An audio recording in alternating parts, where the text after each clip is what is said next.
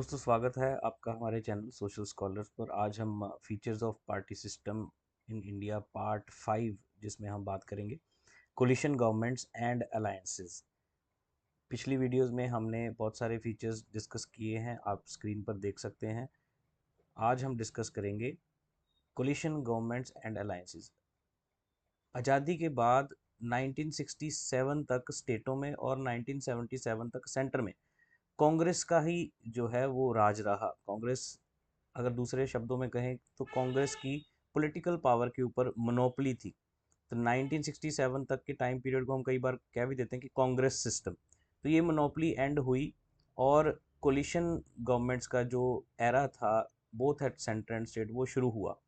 1977 में opposition parties ने election contest किया और एक अलायंस बनाकर इलेक्शन कंटेस्ट किया, जिसके बाद वो इलेक्शन जीते और उन्होंने फॉर्म की जनता पार्टी।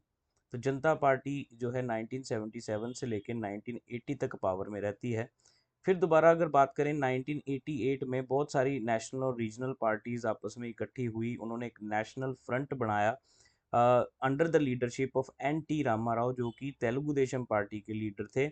और इन्होंने ये नेशनल फ्रंट इसलिए बनाया just to end the monopoly of the Congress party. Congress को जो है पावर से निकालने के लिए इन्होंने ये जो अलायंस बनाया। फिर बात करें 1998 में तो नेशनल डेमोक्रेटिक अलायंस जो है वो बीजेपी ने बनाया और सेंटर में सरकार बनाई। लीडरशिप में किसकी लीडरशिप में? अटल बिहारी वाजपेयी जी की लीडरशिप में।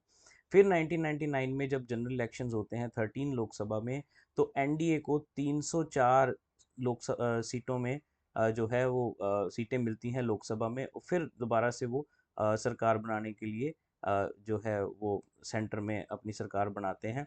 फिर जब 14वीं लोकसभा इलेक्शन आती है 2004 में, तो एनडीए जो है वो यूपीए के द्वारा, यूनाइटेड प्रोग्रेसिव अलायंस, जो कि कांग्रेस के द्वारा ओपोजिशन पार्टीज को साथ लेकर एक अलायंस बनाया गया था। तो कहने का भाव ये है कि एनडीए की सरकार जो 1999 में बनी, एक ही टर्म पूरी कर पाई, यूपीए ने उसे हराया और सरकार बनाई। डॉक्टर मनमोहन सिंह जो थे वो देश के प्रधानमंत्री बने और वो 10 साल पावर में रहे। तो 10 साल पावर में रहने के बाद जब 16th लोकसभा इलेक्शन आती है 2014 में, जो कि बीजेपी द्वारा जो अलायंस लीड किया जा रहा है एनडीए, उसके तहत उसकी लीडरशिप में श्री नरेंद्र मोदी जी जो हैं वो प्रधानमंत्री बनते हैं और पावर में आते हैं। फिर 2019 में चाहे बीजेपी को एब्सोलूट मेजोरिटी मिल भी गई थी, लेकिन फिर भी उन्होंने अपने अलायंस को नहीं छोड़ा। आज भी एनडीए सरकार जो है वो नेशनल डेमोक्रेटिक अलायंस की ही सरकार है। और दूसरी तरफ अगर हम देखें कि यूपीए का इन 10 सालों में बहुत बुरा हाल हुआ और बड़ी ही ह्यूमिलेटिंग डिफीट उनको देखनी पड़ी 16वीं और 17वीं लोकसभा जनरल इलेक्शन में। फिर 18वीं लोकसभा इलेक्शन जब 2024 में हम पहुंचे, तो बीजेपी की सीटें जो हैं वो कम हो गई। अब उनके पास अपने आप जो है अकेले में कोई मेजोरिटी नहीं थी, उनके पास 240 सीटें आई। लेकिन फिर भी उन्होंने अपनी जो कॉन्स्टिट्यूएंट पार्टीज थी, एनडीए का जो पार्ट थी पार्टीज, अलायंस पार्टनर्स, उनके साथ मिलके फिर एनडीए की सरकार बनाई और आज वो सरकार पावर में है। तो इसी तरह से अगर हम कई बार देखते हैं कि महाराष्ट्र, पुदुचेरी, झारखंड और केरला जैसे प्रदेशों में भी कुछ कोalition सरकारें चल रही हैं। लेकिन कई बार ये होता है कि ये जो अलायंसेज हैं ये बड़े अपॉर्चुनिस्टिक अलायंसेज हैं, मौकाप्रस्त हैं।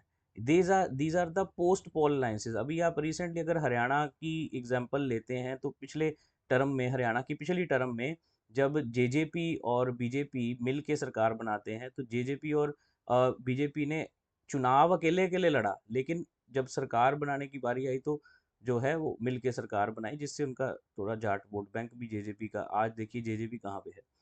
तो ऐसे करके दिल्ली में भी जब अरविंद केजरीवाल जी आम आदमी पार्टी से जीतते हैं, उनकी सीटें कुछ कम आती हैं, तो कांग्रेस के अगेंस्ट इलेक्शन लड़के कांग्रेस के साथ ही अलायंस कर लिया।